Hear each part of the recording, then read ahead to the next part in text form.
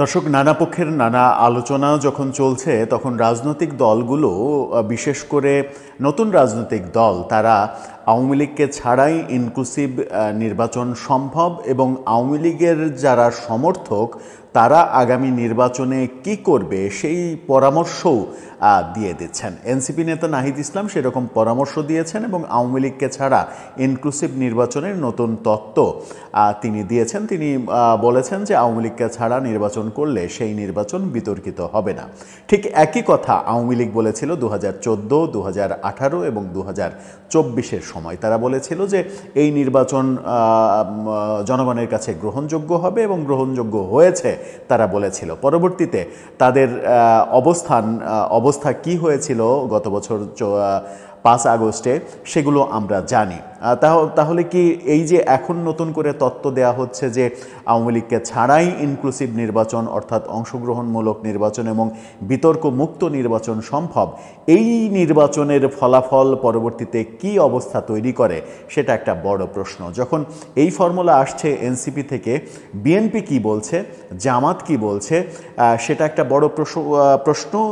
আরেকটা বড় প্রশ্ন হচ্ছে, এর আগে আমরা যে নির্বাচনগুলো দেখেছিলাম 1990 থেকে যে নির্বাচনগুলো হয়ে আসছিল, সেই নির্বাচনগুলোতে বিএনপি এবং আওয়ামী লীগের ভোট কতগুলো ছিল এবং ধারাবাহিকভাবে সেই ভোট বেড়েছে না কমেছে, কার কতটুকু হয়েছে।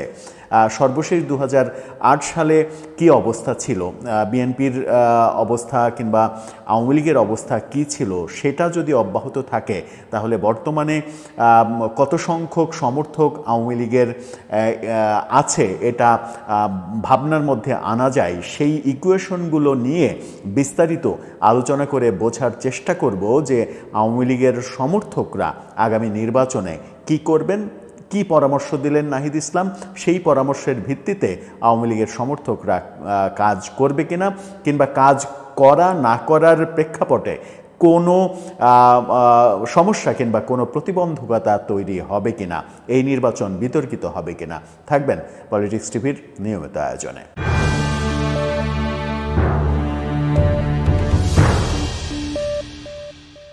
দর্শক, বলছিলাম আগামী নির্বাচন আওয়ামী লীগকে ছাড়া, আওয়ামী লীগকে সহ কে কি বলছে, এনসিপি কি বলছে, বিএনপি কি বলছে, জামাত কি বলছে। এনসিপির নেতা নাহিদ ইসলাম তিনি 71 টেলিভিশনের সঙ্গে সাক্ষাৎকারে যে মন্তব্যটা করেছেন সেটা বেশ প্রচার হচ্ছে সামাজিক যোগাযোগ মাধ্যমে, সেটা বেশ প্রচার হচ্ছে এবং আওয়ামী লীগের অনুসারীরা দেখছি সেটাকে নিয়ে ব্যাপক ট্রলও করছে। 71 টেলিভিশনের ফটোকার্ডটা প্রয়োগ করছেন তিনি, অর্থাৎ আওয়ামী লীগের যারা সমর্থক তারা এটা বাধ্য, আগামী নির্বাচনে আওয়ামী লীগ যেহেতু থাকছে না সেহেতু যে দলগুলো থাকছে সেই দলগুলোর মধ্যে একটি দলকে বেছে নিয়ে তাদেরকে ভোট দিতে হবে। আওয়ামী লীগের সমর্থকরা সেটা করবে কি করবে না আমি জানি না, সেটা তাদের ভাবনা। তিনি বলছেন যে আওয়ামী লীগকে ছাড়া ইনক্লুসিভ নির্বাচন সম্ভব। বলেছেন এই যে বললাম যে বেছে নেওয়া, এই বেছে নেওয়ার কথা বলেছেন। এই যে বেছে নেওয়ার কথা বললেন যে কোনো একটাকে বেছে নিতে হবে, সেখানেই আমরা ইকুয়েশন করে দেখার চেষ্টা করব যে আওয়ামী লীগের সমর্থক গোষ্ঠী কারা এবং কত %। সেটা 1990 সাল থেকে শুরু করে 2008 পর্যন্ত, যেহেতু 2008-এর ডিসেম্বরের নির্বাচন পর্যন্ত আমরা মোটা দাগে ভাবতে পারি যে বিতর্কবিহীন নির্বাচন। এরপরে 2014, 18, 24 নির্বাচন নিয়ে বিতর্ক আছে, সেই নির্বাচন নিয়ে আমরা ইকুয়েশন করব না, মূলত ওই 4টা নির্বাচন নিয়ে ইকুয়েশন করব। তার আগে একটু জেনে নিই মির্জা ফখরুল ইসলাম আলমগীর তিনি কি বলছেন। তিনি বলছেন আওয়ামী লীগের রাজনীতি ভুলে ভরা। তিনি আরেকটু বাড়িয়ে বলছেন যে জন্মের পর থেকেই আওয়ামী লীগ হত্যার রাজনীতি করেছে, জন্মের পর থেকেই নাকি আওয়ামী লীগ হত্যার রাজনীতির সঙ্গে জড়িত, এরকম অভিযোগ তিনি করেছেন। বলেছেন যে ভারতে বসে আওয়ামী লীগ নেতাকর্মীরা যা করছে সেটা তাদের দলের জন্য চরম ক্ষতির কারণ হবে, চরম ক্ষতিকর কর্মকাণ্ড করছে মির্জা ফখরুল, সেই কথাও বলেছেন। অন্যদিকে জামাতের সেক্রেটারি জেনারেল গোলাম পরোয়ার তিনি বলছেন যে নির্বাচন কমিশন নিবন্ধন স্থগিত করেছে আওয়ামী লীগের, নৌকা বাদ দিয়েছে, নৌকা মার্কা বাদ দিয়েছে তাদের তালিকা থেকে। সো এই নির্বাচনে অন্তত আওয়ামী লীগের অংশগ্রহণ করার কোনো সম্ভাবনা নেই। তিনি এই নির্বাচন কমিশন এবং সরকারের অবস্থান ব্যক্ত করে তার মন্তব্য করেছেন যে এই নির্বাচনে অংশগ্রহণ করার সম্ভাবনা আওয়ামী লীগের নেই। কিন্তু মজার ব্যাপার হচ্ছে যে তার দলের অবস্থান কি, জামাতের অবস্থান কি আওয়ামী লীগ সম্পর্কে, সেই ব্যাপারে তিনি কোনো মন্তব্য করেননি, কোনো স্পষ্ট ধারণা দেননি। অর্থাৎ আওয়ামী লীগ আগামী নির্বাচনে অংশগ্রহণ করবে কি করবে না, করতে দেয়া হবে কি হবে না, এই ব্যাপারে জামাতের ভূমিকা কি হবে, জামাতের মন্তব্য কি হবে, আওয়ামী লীগকে তারা অ্যাকসেপ্ট করবে কি করবে না, এই ব্যাপারে একেবারে স্পষ্ট কোনো ধারণা তিনি দেননি। এবার যাই একটু ইকুয়েশনে যদি যাই, তার কাছে পরাজিত হয়েছিল এবং সেই নির্বাচনে বিএনপি ভোট পেয়েছিল 40.9%, অর্থাৎ 0.7% ভোটে পরাজিত হয়েছিল আওয়ামী লীগ। সেটা একটা বড় একটা ব্যাপার। মানে ভোটের ইকুয়েশন তো পিআর পদ্ধতিতে তো আর ভোট হয়নি, প্রাপ্ত ভোটের হিসাবে দেখা যাচ্ছে যে আওয়ামী লীগ বিএনপির থেকে মাত্র 0.7% কম ভোট পেয়েছিল 2001-এ, যে নির্বাচনে তারা বিএনপির কাছে পরাজিত হয়। এরপর 2008-এ যখন আওয়ামী লীগ ক্ষমতায় আসলো, বিএনপির পরে 1/11 সরকার, নানা নাটকীয় পরিস্থিতির পরে যখন 2008-এর ডিসেম্বরের নির্বাচনে তারা ক্ষমতায় আসলো, তখন তারা নির্বাচন যদি ধরা হয় তাহলে 2008 সালে আওয়ামী লীগ পেয়েছিল 48.02%, অর্থাৎ দেশের জনগণের প্রায় অর্ধেকের মতো ভোট আওয়ামী লীগ পেয়েছিল। সুতরাং এই দলের সমর্থকদের আপনি বলবেন যে যারা ভোট করছে তাদের যে কোনো একটা দলকে বেছে নিয়ে আপনি ভোট দিতে হবে, সেটা কতটা বাস্তবসম্মত হবে সেই ব্যাপারে যথেষ্ট ভাবনার একটা ব্যাপার বোধহয় রয়েছে।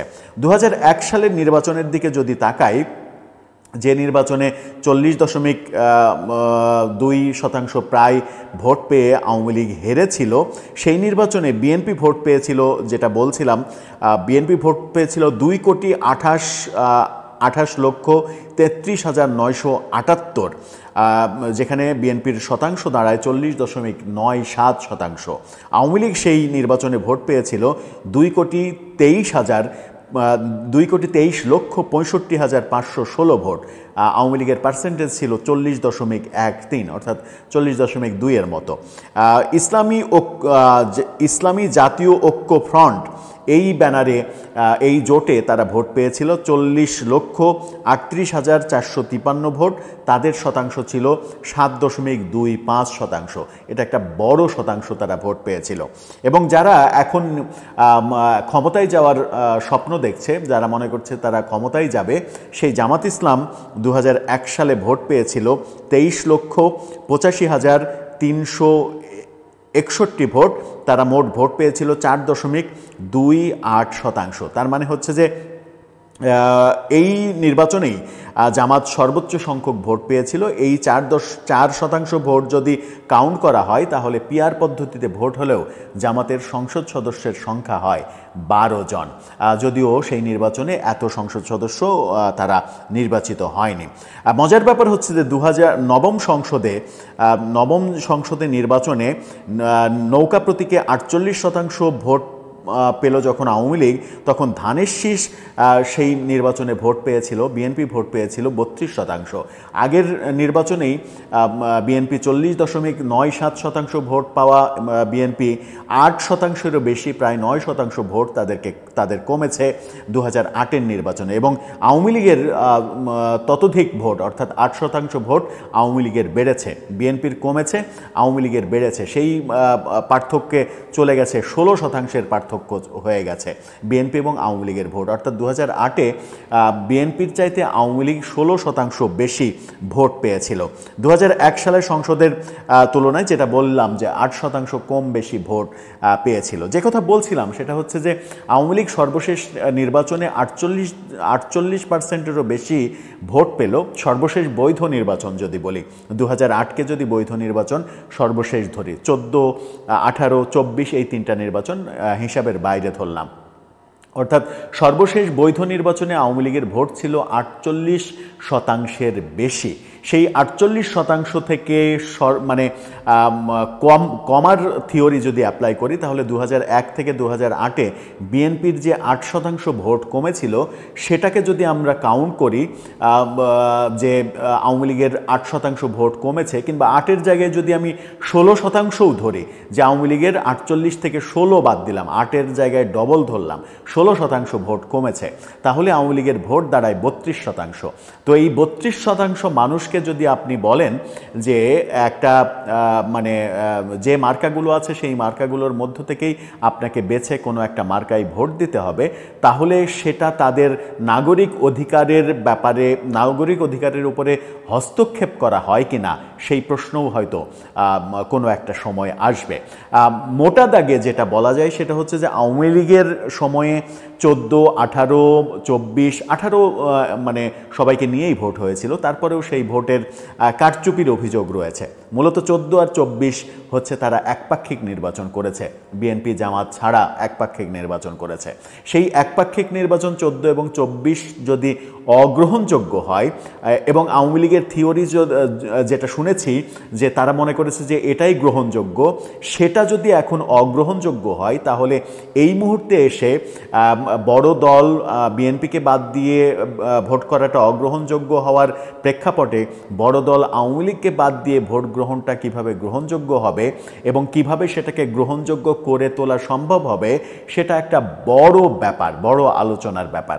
এবং সেই আলোচনায় যদি এই অন্তর্বর্তীকালীন সরকার বিতর্কিত হয় এবং এই আগামী ভোট আওয়ামী লীগের এত বিপুল সংখ্যক জনসমর্থন থাকা সত্ত্বেও তাদের ভোটারদের বঞ্চিত করে যে ভোট হবে সেই ভোটের মাধ্যমে যারা ক্ষমতায় যাবে তাদের জন্য আন্তর্জাতিক চাপ সামলানো, অভ্যন্তরীণ চাপ সামলানো অনেক কঠিন একটা ব্যাপার হবে, যেটা মির্জা ফখরুল ইসলামের ভারতীয় পত্রিকা এই সময়ে সাক্ষাৎকারের একটা পয়েন্টে আমরা উপলব্ধি করতে পারি, যেটা তিনি বলেছিলেন যে আওয়ামী লীগ যে একপাক্ষিক ভোট করে যে প্রতিদানটা পেয়েছে 2024-এর 5 আগস্ট, সেই একই কাজ, একই পাপ আমরা করতে চাই না, একই পাপে আমরা পাপী হতে চাই না, এই ধরনের মন্তব্য কিন্তু তিনি করেছিলেন।